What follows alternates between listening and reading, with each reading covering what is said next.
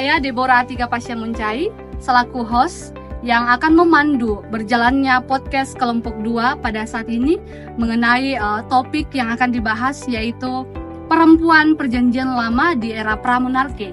Nah, saat ini kita kedatangan beberapa narasumber yang sangat hebat dari mahasiswa YKN Toraja yang saat ini akan memberikan kita pemahaman mengenai perempuan-perempuan di perjanjian lama, apa yang dia lakukan, kemudian bagaimana situasi dan keadaan di era pramonarki tersebut, kemudian bagaimana impact yang diberikan oleh perempuan pramonarki tersebut kepada kaum perempuan di zaman sekarang.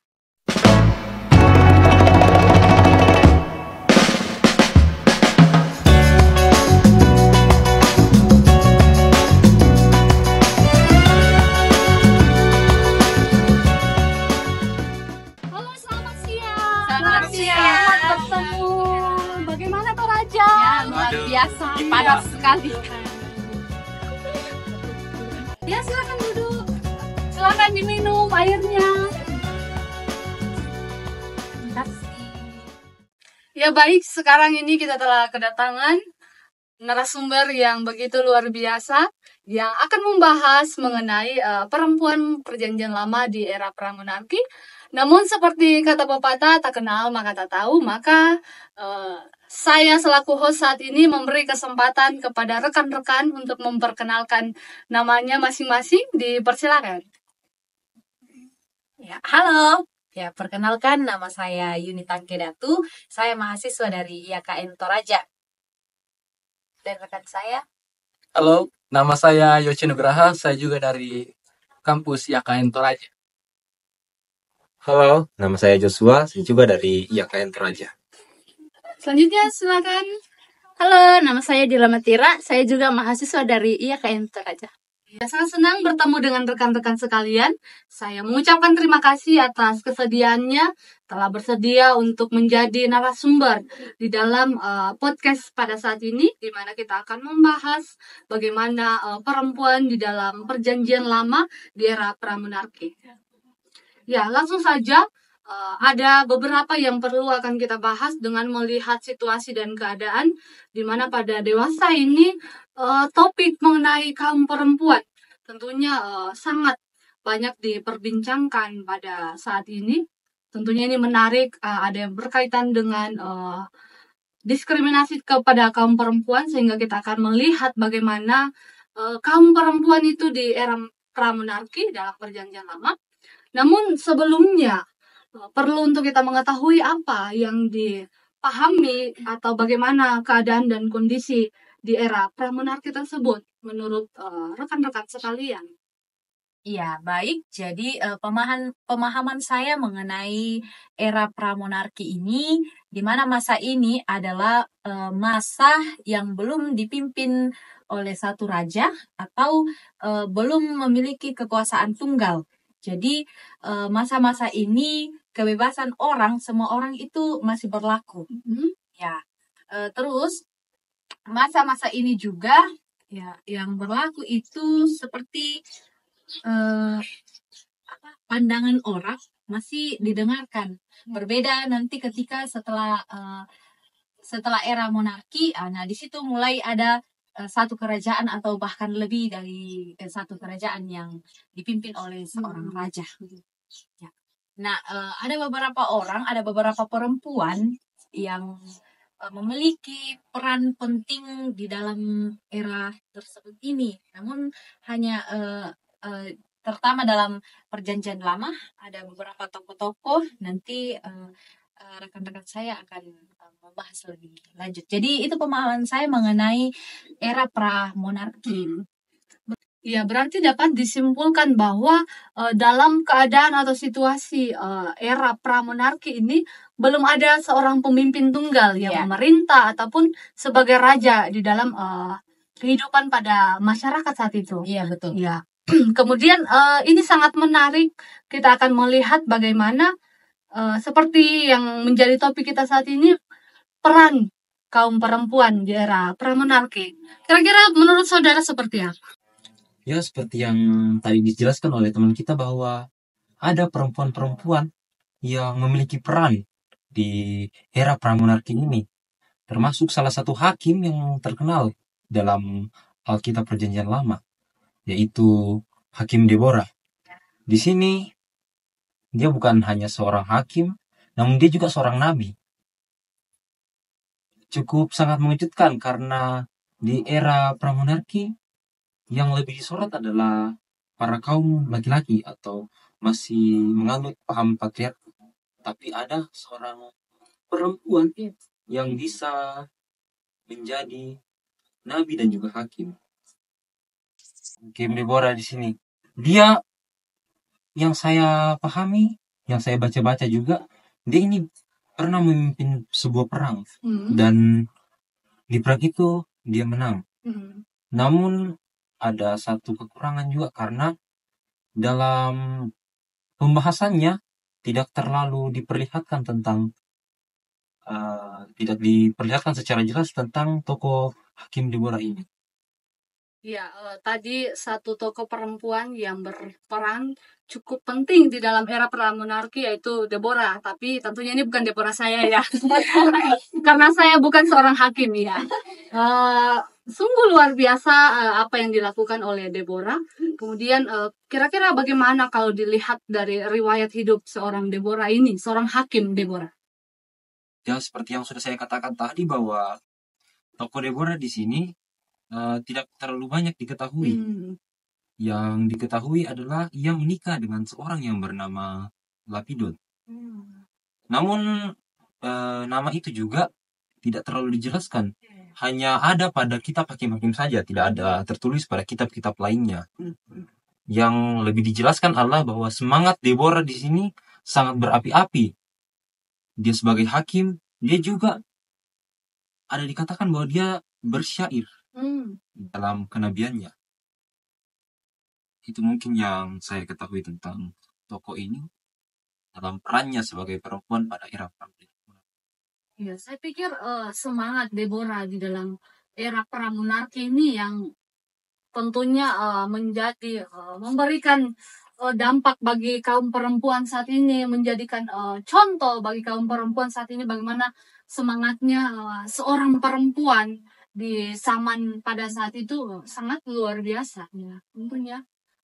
Selain Deborah mungkin ada beberapa tokoh-tokoh lain juga yang mungkin berperan penting di dalam era pramonarki saat itu. Ya, tentu saja masih ada tokoh perempuan selain yang dikatakan oleh rekan tadi. Nah, di sini saya akan membahas mengenai tokoh Ruth. Nah, di mana Ruth ini merupakan seorang wanita dari Moab. Nah, Ruth ini menikah dengan seorang laki-laki yang bernama Mahlon, yang merupakan anak dari Naomi. Mahlon ini merupakan seorang kaum Israel. Nah, setelah Mahlon ini meninggal, Ruth kemudian tidak meninggalkan mertuanya. Nah, pada zaman pramonarki, peran Ruth ini sangat signifikan. Terutama karena Ruth ini menentang norma-norma sosial pada masanya. Dan kemudian dia menunjukkan kualitas kepemimpinan dan keberanian yang luar biasa. Ya, di mana peran yang pertama yaitu dia menunjukkan kesetiaan dan kasih sayang yang luar biasa.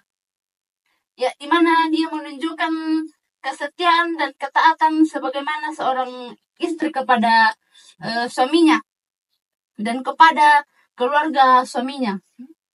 Ya, di mana Ruth ini sekalipun suaminya sudah meninggal, Ruth tetap menolak untuk meninggalkan mertuanya yaitu Naomi. Iya, sekalipun keluarga suaminya ini hidup dalam kemiskinan dan tekanan sosial, di mana mereka kembali ke tanah kelahirannya.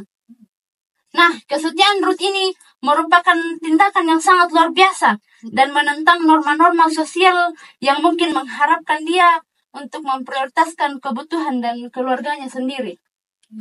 Ya, kemudian yang kedua yaitu bagaimana Ruth ini menunjukkan ketekunan dan kerja keras. Ruth ini tidak hanya menunjukkan kesetiaan emosional, tetapi juga kesetiaan dalam tindakan.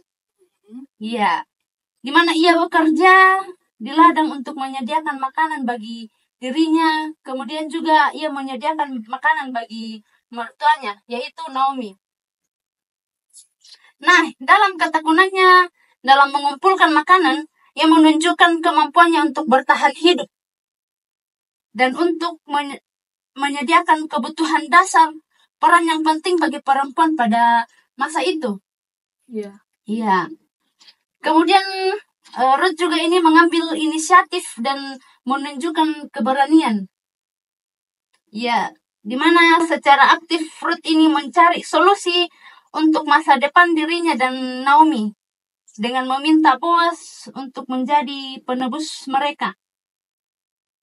Ini membutuhkan keberanian dan inisiatif yang luar biasa karena ia harus mendekati seorang pria yang lebih tinggi derajatnya. Dan ia berbicara tentang hal-hal yang sensitif secara sosial.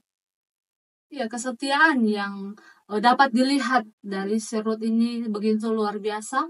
Bagaimana dia hidup dengan kemandirian bersama dengan orang tuanya. Dia tidak meninggalkan, bisa dikatakan mertua ya. Mertua bukan orang tua kandungnya. Dia lebih memilih hidup dengan mertuanya sekalipun suaminya tetap meninggalkannya. Dia seorang yang pekerja keras, berusaha untuk menghidupi mertua bersama keluarganya.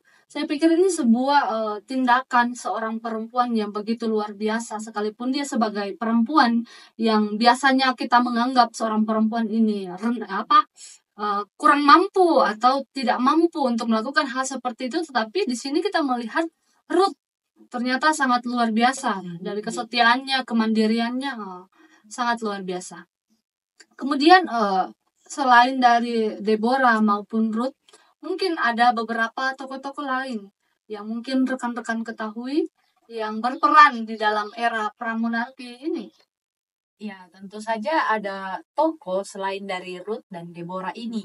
Nah, di sini saya akan mencoba membagikan pemahaman saya mengenai tokoh ini, yaitu tokoh Maryam. Ya, Maryam. Ya, Maryam ini mungkin ya jarang sekali disebutkan di dalam salah satu kitab yang ada di Alkitab. Belum terlalu menonjol seperti dengan Hakim Deborah dan Ruth.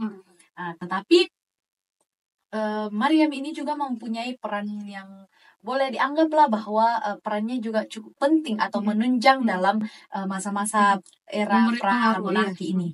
Iya, jadi peran Maryam di dalam pada masa era pramonarki ini dia berperan sebagai pemimpin pujian, ya, pemimpin pujian pada ibadah yang berlangsung di bangsa Israel. Jadi boleh dikatakan bahwa Maryam ini kalau kita pikir secara logika, kenapa bukan laki-laki? Ya, tentu luar biasa kan? Kenapa harus perempuan pada masa itu? Padahal kita ketahui pada masa itu adalah masa-masa patriarki. Nah, tetapi di situ kita lihat bahwa ternyata Maryam ini juga bisa memimpin pujian di bangsa Israel. Ya, dalam mengangkat tugas sebagai pemimpin pujian di masa itu, tentunya keberanian ini jarang sekali orang bisa miliki. Ya, tidak seperti Maryam yang diangkat sebagai kepemimpinan di dalam ibadah rohani di bangsa Israel. Nah, ini bisa menjadi teladan bagi perempuan-perempuan di zaman sekarang. Itu saja yang sungguh luar biasa. Berarti di era pramonarki ini sekalipun ada sistem patriark, namun si Miriam dengan keberaniannya ini yang begitu luar biasa menjadi seorang pemimpin pujian yang ini tentunya menjadi teladan bagi kaum muda, khususnya kaum perempuan, bagaimana keberanian kita untuk menjadi seorang pemimpin, sekalipun terkadang kita itu diremehkan, sekalipun terkadang kita itu didiskriminasi sebagai kaum perempuan. Ya, sungguh luar biasa peran Miriam ini di era pramonarki yang kemudian bisa memberi dampak teladan yang baik tentunya bagi seluruh kaum perempuan. Ya, Ya. Kemudian berdasarkan penjelasan tadi dari rekan-rekan bagaimana kaum perempuan, tokoh-tokoh kaum perempuan di dalam perjanjian lama, khususnya di era pramonarki ini, ada tadi Deborah yang bertugas sebagai seorang hakim yang dengan semangat yang luar biasa tentunya memimpin suatu bangsa yang cukup besar. Kemudian ada Ruth dengan kesetiaannya tadi, bagaimana dia menjadi seorang yang mandiri, hidup bersama mertuanya, menghidupi keluarganya, dan juga Maryam, ya, yang dengan kepemimpinannya sebagai pemimpin pujian yang begitu luar biasa, keberaniannya ini patut dipuji. Kira-kira menurut rekan, apakah dari tindakan kaum perempuan ini dapat memberi dampak bagi seluruh kita sebagai kaum perempuan di zaman modern atau zaman sekarang ini? Ya, tentu saja dari tokoh-tokoh yang telah dijelaskan teman-teman tadi yang sungguh luar biasa perannya pada masa pramonarki itu ada impact tersendiri bagi kaum perempuan pada masa kini. Karena seperti yang kita lihat di kalangan masyarakat, itu masih banyak pandangan masyarakat yang memandang perempuan itu lebih tepatnya hanya berguna di dapur saja atau mengurus pekerjaan rumah. Tentu itu pemahaman yang keliru, bukan? Coba kalau teman-teman diperhadapkan pada situasi tersebut, padahal teman-teman ini adalah orang yang terpendidik. Jadi ketika hal itu terus berada dalam kalangan masyarakat, pemahaman akan hal itu, tentu perempuan atau peran perempuan ini masih belum bisa terus dikembangkan karena pemahamannya hanya sebatas perempuan mengurus pekerjaan rumah. Tetapi kita melihat dari tokoh-tokoh yang dijelaskan teman-teman tadi, wah, sungguh luar biasa. Ada tokoh Deborah yang sebagai hakim dan bahkan punya semangat yang membara dalam memimpin perang. Ada tokoh Ruth yang sangat setia, dan juga ada tokoh Maryam yang juga memiliki kepemimpinan yang luar biasa. Peran yang luar biasa. Dari tokoh-tokoh ini kita bisa mengambil pelajaran, bahkan terkhusus pada tokoh perempuan, bahwa tidak selamanya perempuan itu dipandang lemah. Tidak selamanya perempuan itu harus berada pada posisi mengalah pada kaum laki-laki. Karena kita bisa melihat seperti tokoh Deborah, dia sungguh luar biasa memimpin perang dengan semangat yang berapi-api. Ia juga menjadi bahkan dia menjadi satu-satunya hakim perempuan pada masa itu. Sungguh luar biasa. Tetapi ketika pemahaman itu masuk di dalam kehidupan kita, tentu masih banyak orang yang beranggapan tidak pantas seharusnya perempuan. Tetapi dari tokoh tersebut menunjukkan bahwa perempuan ini masih pantas atau layak menjadi seorang pemimpin, layak juga mendapat pengakuan di dalam masyarakat. Dan tentunya hal ini juga dibawa oleh salah satu gerakan feminis yang menuntut kesetaraan gender antara peran laki-laki dan perempuan. Karena maraknya sistem patriarki yang marak terjadi dalam pemahaman masyarakat sekarang. Jadi peran sangat penting ditunjukkan oleh tokoh-tokoh yang telah teman-teman jelaskan tadi. Bahwa tidak selamanya perempuan itu harus dipandang rendah. Karena perempuan juga memiliki martabat yang sama dengan laki-laki. Dan bahkan sistem kepemimpinan yang tidak dapat dipungkiri itu, perempuan bisa dibilang lebih lihai atau lebih pandai di dalam mengatur sistem kepemimpinan. Jadi dari tokoh-tokoh tersebut kita bisa belajar bahwa perempuan bisa mengambil peran yang juga sangat penting di dalam sistem kemasyarakatan. Jadi itu mungkin impact atau dampak yang sangat-sangat baik dari tokoh-tokoh yang kita bahas hari ini dari era pramonarki. Ya, saya pikir ini juga dari tokoh-tokoh kaum perempuan di era pramonarki ini memberi dampak bagi kaum perempuan di zaman sekarang, di mana kalau kita melihat di dalam kepemimpinan negara pun, kita di negara Indonesia sudah ada seorang pemimpin, presiden perempuan, Ibu Megawati.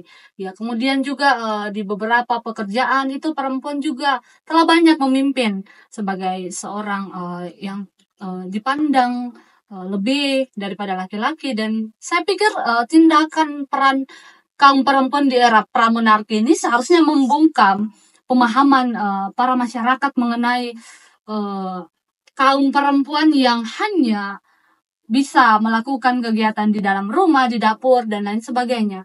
Saya pikir ini sebuah pemahaman yang salah, sehingga kiranya melalui peran kaum perempuan ini bisa memberi motivasi bagi kaum perempuan, kita sebagai kaum perempuan, untuk berani menyuarakan hak-hak kita sebagai seorang perempuan, untuk berani melaksanakan apa yang menjadi tugas, tanggung jawab, dan kelebihan kita tentunya.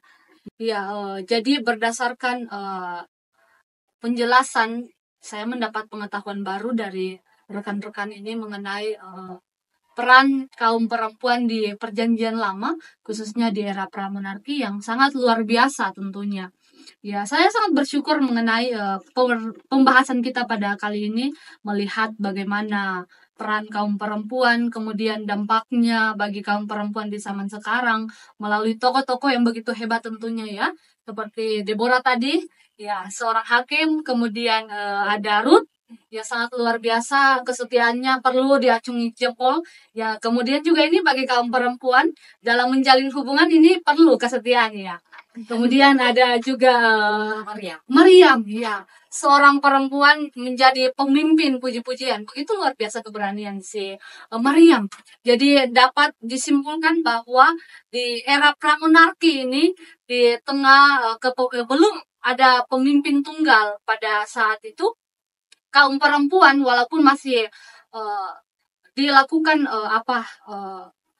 patriark ya, masih patriark pada masa itu, namun ternyata kaum perempuan ini dapat dilihat kehebatannya, tidak hanya tinggal diam, perannya luar biasa, dan bahkan sampai saat ini kita rasakan melalui tindakan-tindakan kaum perempuan di era pramonarki tersebut.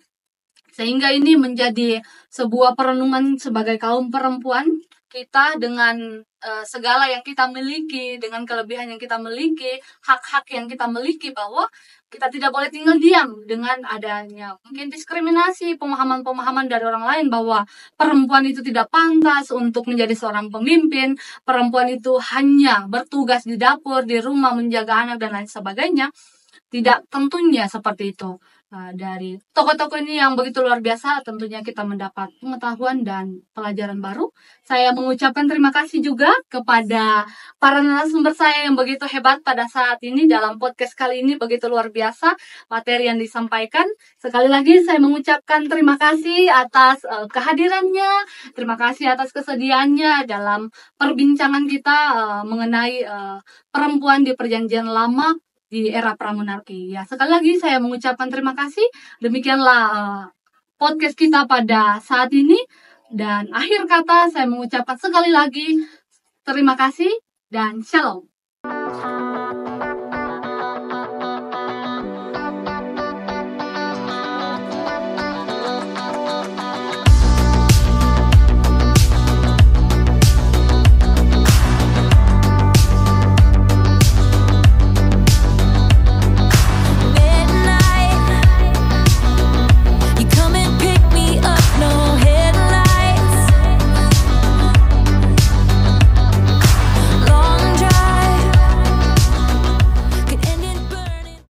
Demikianlah hasil podcast dari kami kelompok 2. Mohon maaf jika ada kata-kata yang kurang berkenan dan materi yang belum kita pahami. Thank you for watching. Jangan lupa Like, comment, subscribe, and share. LG yo, dadah mama. Dadah.